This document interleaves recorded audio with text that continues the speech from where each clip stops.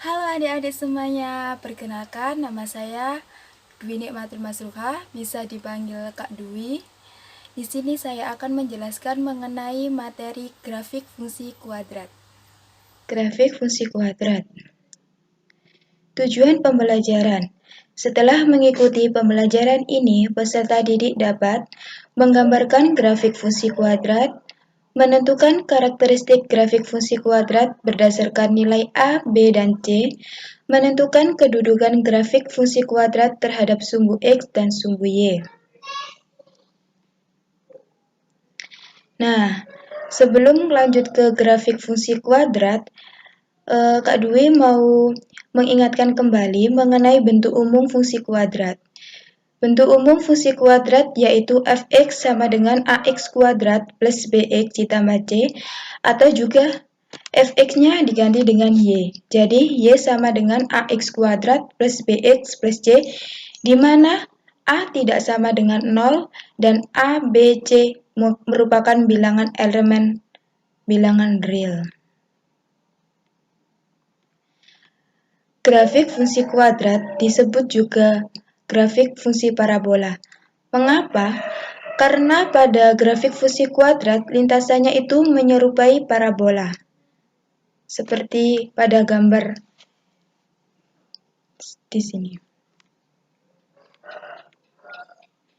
Kemudian cara menggambar grafik fungsi kuadrat ada dua, yaitu menggunakan tabel dan persamaan.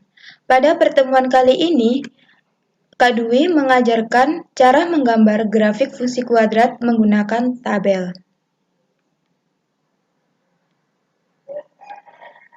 Langkah-langkah dalam menggambar grafik fungsi kuadrat dengan tabel yaitu: pertama, menentukan nilai X yang merupakan daerah asal atau domain.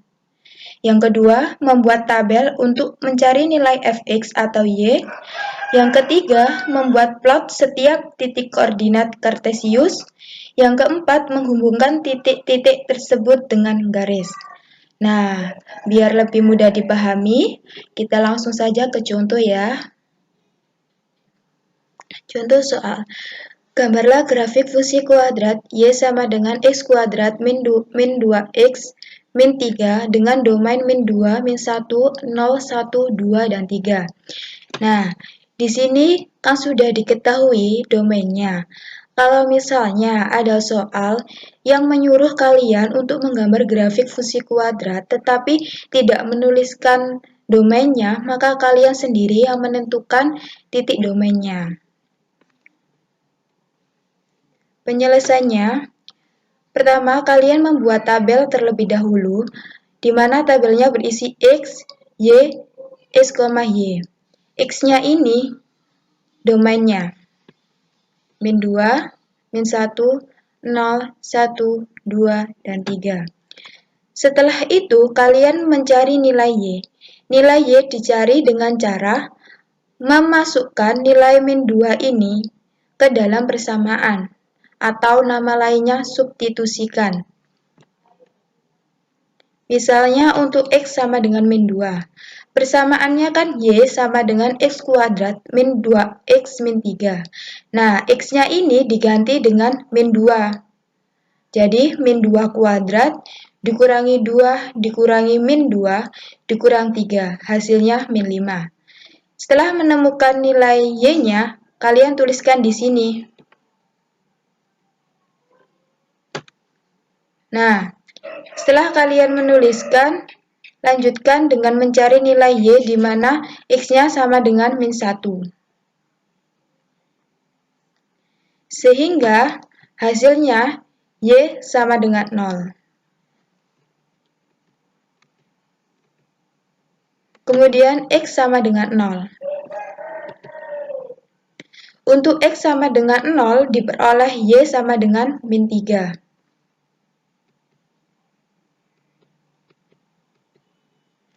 untuk X sama dengan 1, diperoleh Y sama dengan negatif 4.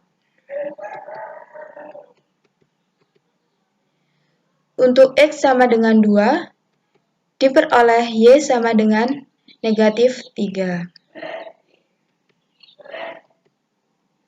Untuk X sama dengan 3, diperoleh Y sama dengan 0. Setelah kalian mencari nilai Y-nya, kalian tuliskan titik koordinatnya menjadi 1. Seperti min 2,5, kemudian min 1,0, 0, min 3, 1, min 4, maaf ini salah. Kemudian 2, min 3, 3,0. Setelah kalian sudah mengetahui titik koordinatnya, kalian membuat plot pada bidang kartesius.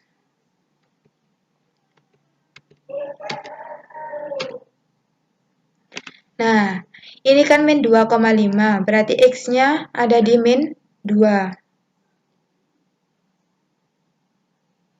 Ini. Kemudian Y-nya 5, berarti di sini. Kemudian min 1,0, ini. 0, min 3. Kemudian 1, min 4. 2, min 3. Dan 3,0. Setelah kalian membuat seperti ini, gabungkanlah titik ini, semua titik ini. Jadi ini digabung ke sini, digabung ke sini, digabung ke sini, hingga menjadi seperti ini. Selanjutnya yaitu karakteristik grafik fungsi kuadrat berdasarkan nilai A, B, dan C. Nilai A. Nilai A itu untuk menentukan jenis kurva dan menunjukkan kurva tersebut memiliki titik puncak maksimum dan minimum. Nah, jika nilai A lebih besar dari 0, maka grafik fungsi atau parabola itu akan terbuka ke atas, sedangkan titik baliknya merupakan nilai minimum. Dan jika A kurang dari 0, maka parabola akan terbuka ke bawah, sedangkan titik baliknya yaitu nilai maksimum. Kemudian nilai A dan B. Nilai A dan B untuk menentukan letak sumbu simetri atau sumbu Y. Jika A dan B memiliki tanda yang sama, maka sumbu simetri berada di kiri sumbu Y. Maksudnya, memiliki tanda yang sama itu seperti ini. Misalnya A merupakan bilangan positif, maka B juga bilangan positif. Dan jika A bilangan negatif, maka B juga berbilangan negatif. Kemudian jika A dan B memiliki tanda yang berbeda, maka sumbu simetri berada di kanan sumbu Y.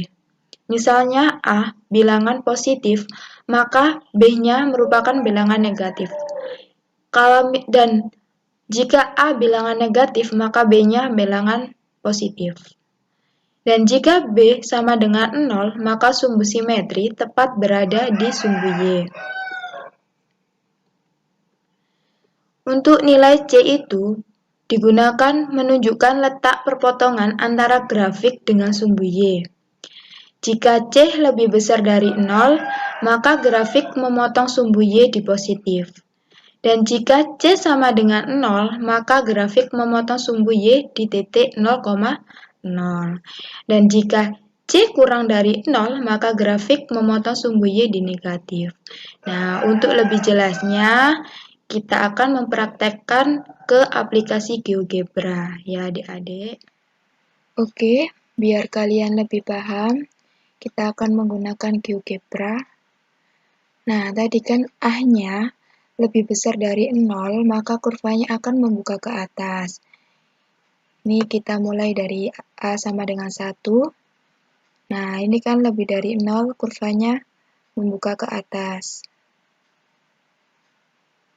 Sedangkan jika A kurang dari 0, maka kurva akan membuka ke bawah.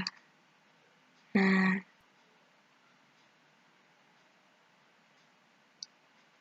Kemudian nilai B dengan A. Tadi kan jika A dan B memiliki tanda yang sama, maka sumbu simetri berada di sebelah kiri. Mari kita lihat. A-nya negatif dan B-nya negatif. Berada di sebelah kiri, sumbu Y. Kita coba yang positif. A-nya positif, B-nya juga positif, berada di sebelah kiri sumbu Y. Kemudian jika A dan B memiliki tanda yang berbeda, maka sumbu simetri berada di sebelah kanan sumbu Y. Ini A-nya saya positif, B-nya ganti negatif, berada di sebelah kanan sumbu Y. Kemudian jika A-nya yang saya ganti negatif dan B-nya positif, juga berada di sebelah kanan sumbu Y. Dan jika B-nya saya ganti 0, maka sumbu simetri tepat berada di sumbu Y. Sini. Kemudian selanjutnya yaitu nilai C. Nilai C menunjukkan letak perpontongan antara grafik dengan sumbu Y. Jika C-nya bernilai lebih dari 0, nih, maka sumbu Y ada di positif. Maka memotong sumbu Y di positif. Nah, positif kan? Dan jika C-nya kurang dari 0, maka memotong sumbu Y di negatif. Dan jika C sama dengan 0, maka memotong sumbu Y di titik 0,0. Seperti itu. Selanjutnya yaitu karakteristik grafik fungsi kuadrat berdasarkan nilai diskriminan.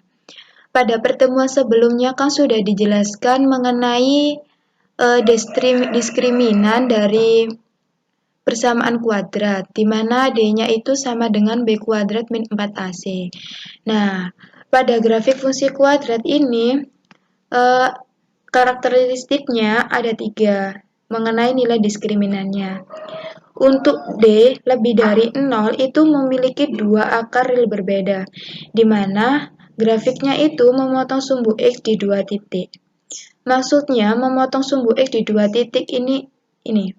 Ini kan grafiknya seperti ini, memotong di sini sama di sini. Berarti memotong sumbu X di 2 titik. Kemudian yang kedua itu untuk D sama dengan 0, itu memiliki akar kembar. Grafiknya itu kan seperti ini, memotong sumbu X di 1 titik atau menyinggung. Ini, di sini. Hanya memotong sumbu X di 1 titik saja, untuk D sama dengan 0. Kemudian untuk D kurang dari 0 itu tidak ada akar realnya, sehingga tidak memotong sumbu X. Tidak memotong sumbu X sama sekali kan? Nah, seperti itu. Kemudian hubungan nilai A dengan diskriminan fungsi kuadrat pada grafik. Pada nilai A lebih besar dari 0 dan D-nya lebih besar dari 0, maka grafiknya itu memotong 2 titik di sumbu X. Ini sama ini. Kemudian jika D-nya sama dengan 0 dan A-nya lebih besar dari 0, maka cuma 1 titik di sini. Dan jika A-nya lebih besar dari 0 dan D-nya kurang dari 0, maka tidak memotong sumbu X sama sekali. Kemudian begitu pula dengan A kurang dari 0, untuk D lebih besar dari 0, memotong 2, tapi kurvanya berbeda dengan A lebih besar dari 0. Tadi kan A lebih besar dari 0 itu kurvanya membuka ke atas. Sedangkan untuk A kurang dari 0, kurvanya membuka ke bawah. Sama, ini D-nya lebih besar dari 0 juga memotong di 2 titik pada sumbu X. Untuk D sama dengan 0, memotong 1 titik Dan untuk D kurang dari 0 tidak memotong titik di sumbu X. Sekian pembelajaran hari ini. Jika ada yang belum paham mengenai materi hari ini, bisa bertanya di komentar Google Classroom atau di grup WA. Sekian dari saya. Wassalamualaikum warahmatullahi wabarakatuh. Salam matematika.